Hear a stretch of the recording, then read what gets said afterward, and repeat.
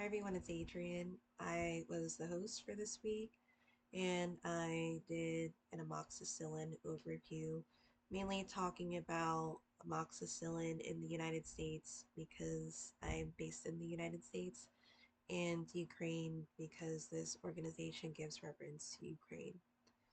I'm gonna do this video a little differently. Um, I was planning on bringing up PowerPoint in this video. I'm going to read it from my other laptop, and I have some notes and we'll make some commentary. But I read based off of my um, Google account that it didn't have that function available, so I might download a program to help me with that. Before I get into the presentation, I did want to give a shout out again to Diana because she has helped me so much with this, um, and continues to help me.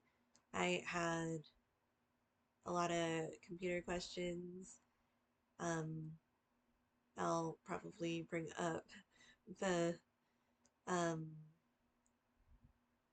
PowerPoint question, but she surprised me with some PowerPoint slides because I gave her an earlier draft of my writing for this meeting, and she was presenting and showing me something, and made some slides using information from the paper that I wrote, and it's always exciting to hear and know that somebody read what you wrote.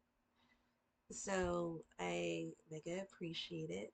I also appreciate one of the pharmacists in charge in the current pharmacy site that I'm at because she was proofreading the writing and allowed me to work on it during my downtime. I will say that when I was researching the information, I'm not sure if it's because of my search engine, but there weren't too many sites that came up for um, Ukraine and the amoxicillin.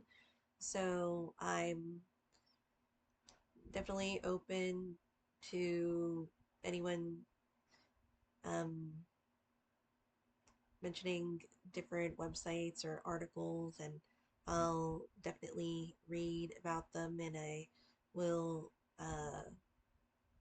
continue and want to learn as much as I can. So that was the intro, and now I'll get into the presentation. So, amoxicillin overview, key milestones and challenges. Introduction. Amoxicillin is a widely used antibiotic from the penicillin class, more specifically the aminopenicillin class. Discovered in the early 20th century, it revolutionized treatment for bacterial infections due to its broad spectrum of activity. So we're going to talk about broad spectrum of activity a couple of times in this video. Amoxicillin is already considered broad spectrum of activity, so there's the possibility that it could treat a wider range of bacterial infections. And improved pharmacokinetics. This presentation covers its history, development, clinical use, ongoing challenges, such as antibiotic resistance, highlighting its significance in modern medicine. I chose the first picture to have the amoxicillin for oral suspension, which would have the powder in the bottle and it would have liquid added to it for reconstitution. The classic pink and the flavor that some take well to, so I thought that was nice to have there. The antibiotic era. It's slightly out of order. I just put one of the dates first, and then the rest of them are chronological. So, 1970s, amoxicillin was first introduced into medical use. Then, going back to 1928, when Alexander Fleming discovered that the mold Penicillium notatum inhibited the growth of Staphylococcus bacteria on an uncovered petri dish. So if you're in a lab, or you might see the shallow circular dish, which marked the beginning of the antibiotic era. And then in the 1940s, mass production began, and the incentive was driven by Ernest Boris Chain and Howard Florey, setting the stage for later advancements that enhanced amoxicillin effectiveness and bioavailability. So, bioavailability when the medicine enters the body and it's being used, or is absorbed into the body and is being used.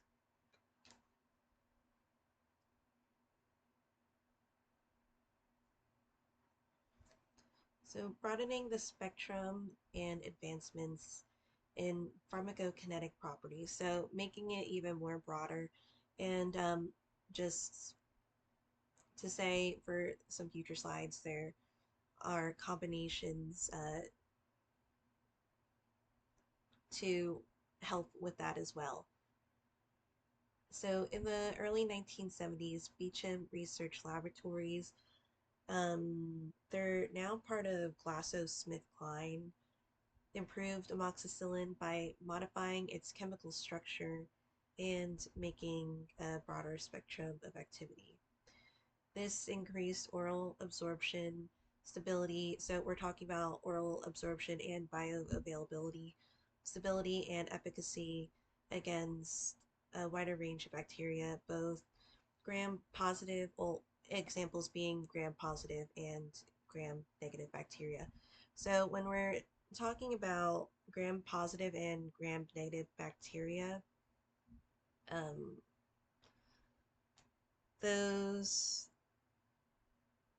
identify bacteria based off of their cell wall properties, and gram negative bacteria tends to be more resistant or difficult to treat. Um, and then gram positive generally more susceptible to antibiotics. So, for the approval and inclusion in essential medicine, the enhancements led to its general use in the United Kingdom in 1972 and approved for medical use in 1977.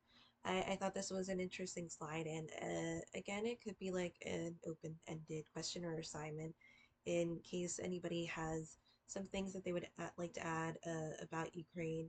I did see a date of 2022, but I feel like um, the use of amoxicillin may be further back than that. Um, but I do have those dates. And then the United States received approval in 1974 and was becoming a key antibiotic worldwide.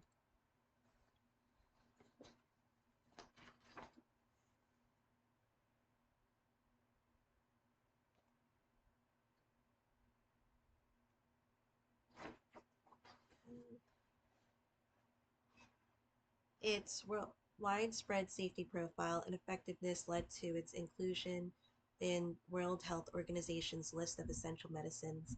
It quickly became a standard treatment for infections in the ear, urinary tract, skin, and the respiratory system. So, therapeutic application, mechanism in action, and drug forms.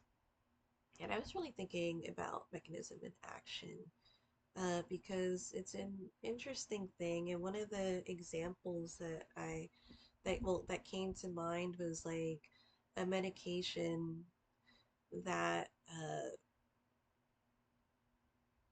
that can function by doing this, and then by doing that, it's going to um, give this effect. So there's, say, like you're, well, an elderly patient is getting prescribed medication and they have already degradation of dopamine, and then there's a medication that might be like an antipsychotic, which is a classification um, that functions by that degradation of dopamine. So although maybe you would, the patient, the idea is to prescribe them an antipsychotic. Um, it wouldn't be ideal to have that prescribed because of that mechanism in action already. Well, that mechanism in action, and then the patient already having those conditions. So I'm not a doctor, but it's something to consider. I didn't, I don't know if I mentioned it too much. So my degree is in herbal studies or botanical science. I did have some uh, courses that like were intertwined with courses that you would take as a medical student. I had um, semesters of anatomy and physiology, medical terminology. One of the main things was herbal study for each semester. Um, and I am a compounding pharmacy technician. So I have mainly compounded non-sterile medications. So medications that don't need to go into sterile areas of your body. So examples would be capsules, suppositories, creams, um, nasal sprays. I was trained with to do sterile compounding, so it would be maybe like injectables or eye drops. So they would be different environments. Um, that's a little bit of my background, and I've done research papers for jobs as well, and some herbal consultations. I chose this because I felt like this was within my scope of practice. And if anybody has any questions, I can answer it to the best of my abilities, or say, let me get back to you and research it, or say, let me refer to you that to another healthcare professional so they can answer that question to the fullest capacity so that you could get the information that you need. Or I could look it up and see if we could find out the answer or solution to what you're looking to have. So, going back to the slide, therapeutic application, mechanism in action, and drug forms. I had mentioned amoxicillin treats infections in the respiratory tract, skin, urinary tract, ears, nose, and throat. And it's interesting, just uh, to foresee with some of the things that it treats. You'll see it in some of the side effects and contraindication section. So it is often used in combination with drugs like clarithromycin. So mycin at the end of clarithromycin, MYCIN, being the suffix for macrolide antibiotic, and lansoprazole having the suffix prazole, PRAZOLE. There could be dialect differences, but those are the generics. Suffix for proton pump inhibitor, to treat Helicobacter pylori infections and duodenal ulcers. Let me see if I also have other things in my notes that I want to add as well. These combinations enhance effectiveness against resistant bacterial strains. So when we're thinking about something that resistance is kind of coming up well, it is coming up already, where bacteria may not, well, amoxicillin may not be as effective with treating a specific bacterial strain. So it works, well, the mechanism in action, it works by killing bacteria and inhibiting their growth. It's ineffective against viral infections because amoxicillin is for bacterial infections and mustn't be taken when it isn't needed. So if it's something to note, because if you take it when it's not needed, it can increase the resistance of the antibiotic for future treatments. Available forms, this is a little bit of an overview, but then I do have more information in my in the writing that I have. Available forms include capsules, chewables, and non-chewables. We go into um, talking about some things that can go into a chewable and non-chewable. Just a hint with aspartame. Extended release tablets, and when we're thinking about extended release tablets, the patient or the prescriber wants the effects to last for a longer duration of time instead of it just being kind of you get the effects like a immediate, or like maybe it's a little implicated because it doesn't say extended release. Um, so they wouldn't feel it, or this tends to be something that's common with like people or patients wanting to be prescribed with um, ADHD medication and wanting to have the effects last throughout the day, um, which would be helpful if, you know, it's being taken and then they're going to school. So there's also suspension powders.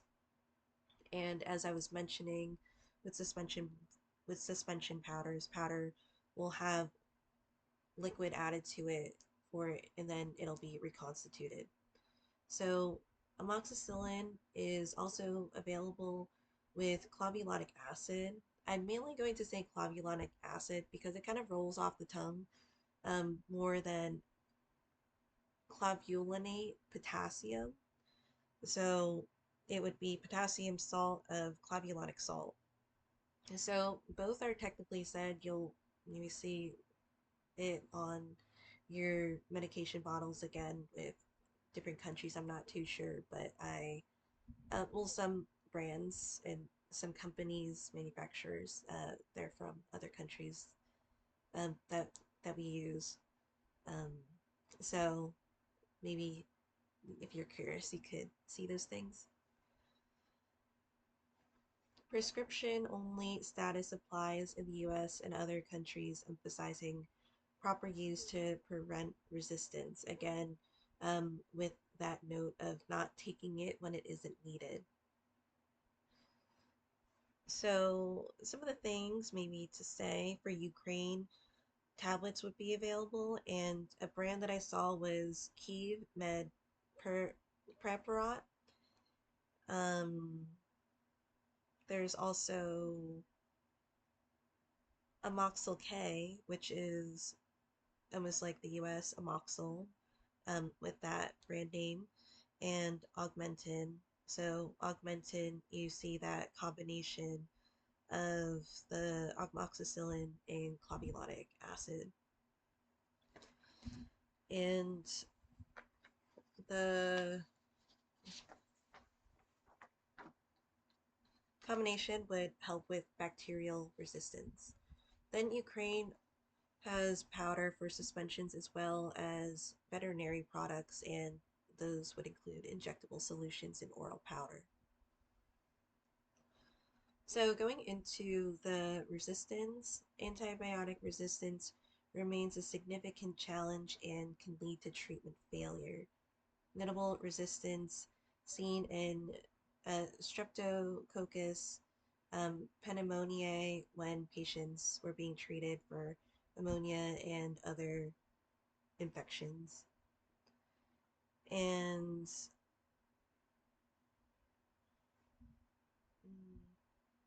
then Escherichia coli resisted in urinary tract infections.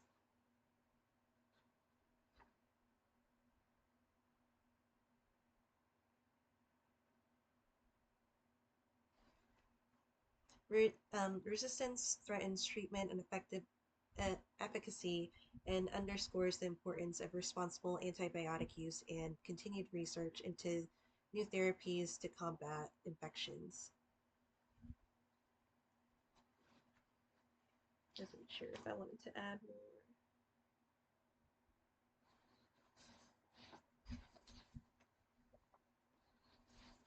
but I am trying to be more, not to like blast through the reading because I tend to want to read fast. So with the next section, amoxicillin and clavulanic potassium.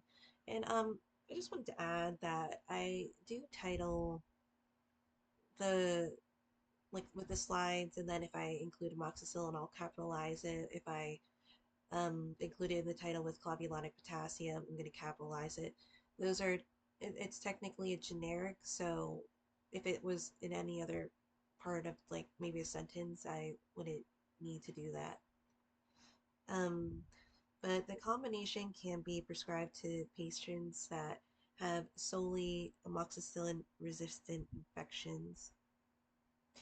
And augmentin or amoxicillin and clavulanic potassium, because that's the brand of that has those active ingredients, would help combat the resistance because it has an even broader spectrum of activity.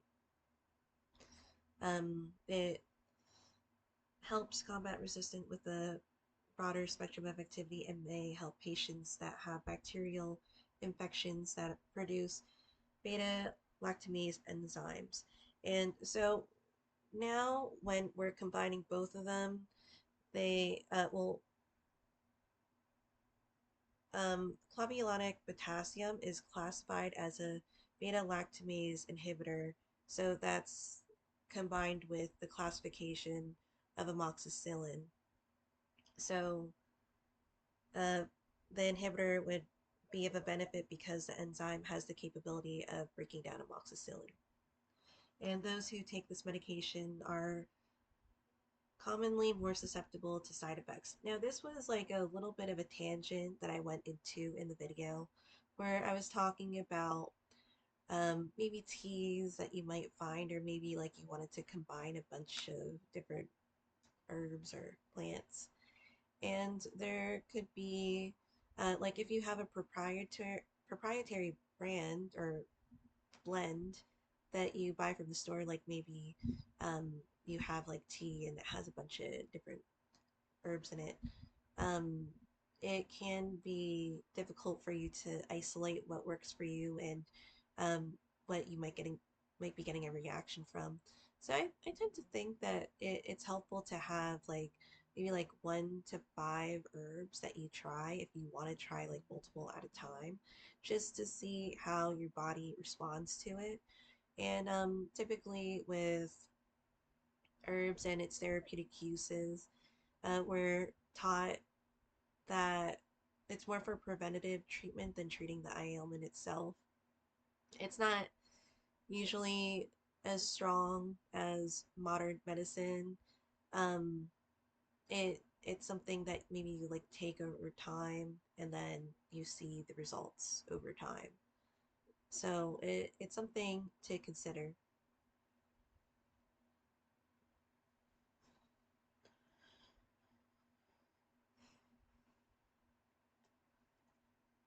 So dosing determinations in general, amoxicillin can cause nausea, vomiting, and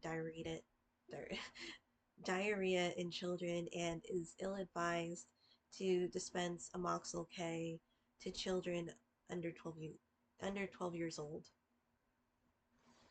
And then um, for elderly patients, it's more highlighted that it might depend on kidney or impaired liver function. And that's something that I was like talking about towards the beginning because it's used to treat certain things, but also you might want to, well, you'll look into their profile and their medical history to make some determinations for that. Um, Adjustments may not be necessary, but it's something to consider. So, other determinations are age, weight, specific bacterial infection being treated in response to the treatment. So, in response to the treatment, the patient is, how they're responding to the treatment. And some might take longer than others. So, some illnesses might take longer than others. And an example is osteomyelitis. Allergies are hopefully supposed to be determined before therapy, and amoxicillin isn't a medication to chew. You might want to swallow it whole, or well, you it it'd be common to swallow it whole or to cut it in half. So going into the side effects and contraindications, the back to like some of the allergies. Some of the main allergies is hypersensitivity to penicillin, cephalosporin, antibiotics, and B-lactams for augmentin, based off of its classification. In severe cases, patients could go through anaphylaxis, um, and I'm definitely aware of anaphylaxis. I don't get it with this medication, but I can get it with if I have too much milk products, especially like heavy cream and pasta, which I heard is not um is like it might be more like of a US thing where they add more heavy cream to pasta sauce, but I usually get hives from that. So, um, with anaphylaxis, some of the symptoms could be hives, breathing problems, trouble swallowing, swelling of the face, mouth, lips, tongue, eyes, hands, etc. after taking the medication. And it can also affect the stomach too. This was something specific as well with ampicillin-induced rash is a severe rash that can develop if a patient using amoxicillin has mononucleosis or mono. Um, and going back to the B-lactams, just a reminder that augmentin is classified as both a penicillin antibiotic and beta-lactamase inhibitor. And the chewable tablet is sweetened with aspartame, which forms phenylalanine.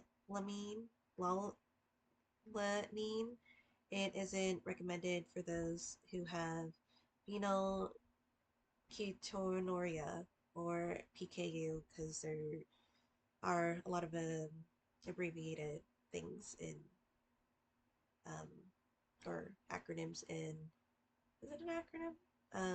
In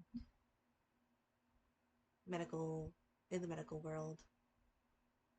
May want to look that up, but with the letters representing things and hopefully representing the right things that I just said. So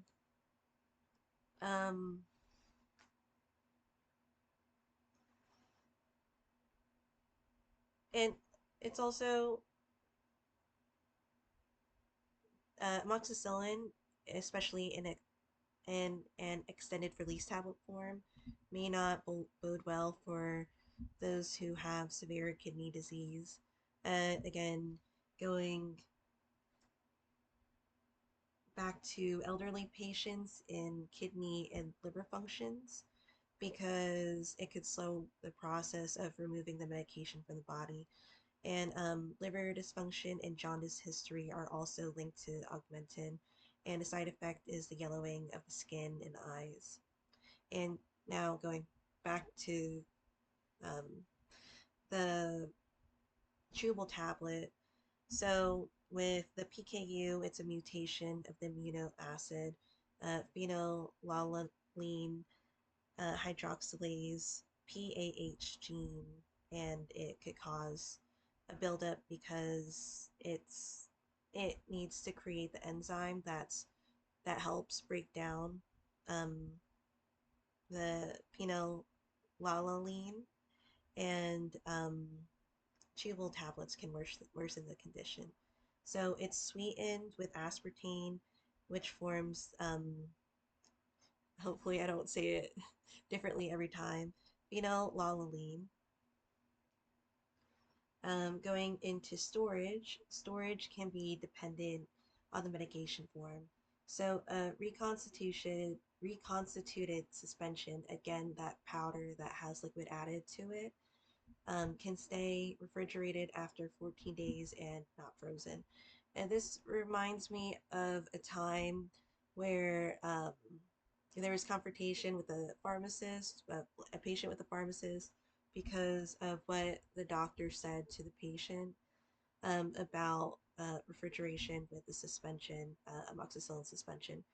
Now, generally, you wouldn't really need to refrigerate it, but it does um, help with the taste. That's what people usually say, and it could help with the stability of the medication. You could keep it at room temperature. Some sources still say 14 days, but there are other sites or sources that may say 10 days and not frozen. So, keeping it at the temperature that it needs to be can definitely help the medication in different ways. And it also reminds me of compounding the medications. Like if you put heat on something,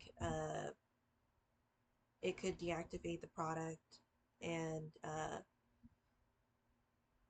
or it may not mold or form properly. Um, we talk a lot about pharmacy elegance, or we think about pharmacy elegance when we're compounding, because it needs to be a presentable product, and it's like stable, it comes together correctly, it stays together correctly, it does what it needs to do correctly. um, the medication can be checked for discoloration or precipitation before the beginning of the usage of the medication, and a worker may check to ensure, again, pharmacy elegance. Uh, I was talking about troche bases, troche being a crystal that you melt when you're compounding, and that one's specific with temperature, again, uh, because of that active ingredient, you might not want to have it you might want to keep it at a certain range. And then you would want to watch it because it might take a while to heat up. But when you're pouring it, and if it's too hot, it could crack and not mold correctly. I also remember there was a patient that was getting a medication, and we had our own formula. Of course, we do have discussions and the consultations with different compounding companies. So one of them for the US being PCCA. So they have services for that. if we have questions on how to make a medication. And if we add this medication or we add this ingredient to it, or we combine certain ingredients, like what could happen. So it is really helpful. Other forms can be stored in a dry area away from light, heat, and moisture.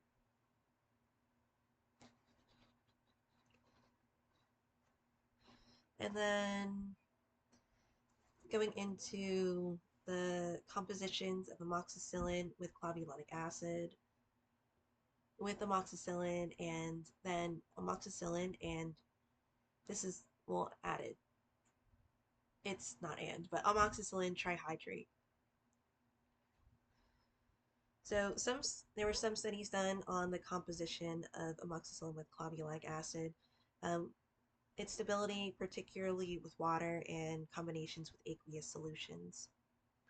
And it can be said that amoxicillin and clavulanic acid are stable with neutral pH and can decrease depending on conditions, and maybe conditions that are acidic or alkaline. Amoxicillin alone is a semi-synthetic penicillin antibiotic. So due to its instability in its pure form. So that's where you're trying to see how you can enhance the medication, and even going all the way back to the beginning of the presentation where you talk about the chemical structure of amoxicillin. That is a concept that is thought about in a lot of areas. So amoxicillin trihydrate is one that I just added to this. And I was thinking of like adding the pictures of the different ones, because it's kind of fun seeing the different drugs. So amoxicillin trihydrate is a form that has enhanced stability and may help with more therapeutic outcomes because of its consistent potency and bioavailability.